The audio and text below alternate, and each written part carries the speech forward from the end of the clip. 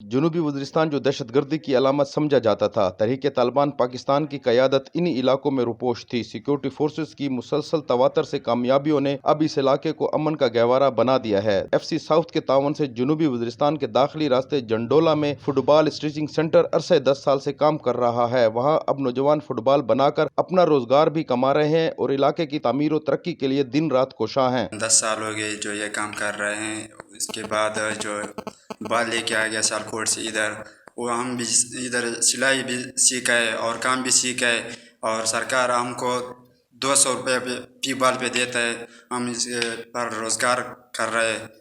हम उसके बहुत शुक्रगुजार है कि उसने हमको ये रोज़गार दिया है। सियालकोट जो कबल अजीज खेलों की चीजें बनाने के लिए मुल्क भर में मशहूर समझा जाता था, अब जंडोला की तैयार करदा फुटबॉल को भी पाकिस्तान के दीगर सूबों में पजीराई मिल रही है। सेंटर में काम करने वाले अफराद के मुताबिक हम 5 से 10 फुटबॉल रोजाना बना लेते हैं, जिससे हमारा घर का अच्छा गुजर बसर चल जाता है। इधर हम 17 बंदे काम कर रहे हैं, इधर घर पे काम हो रहा है।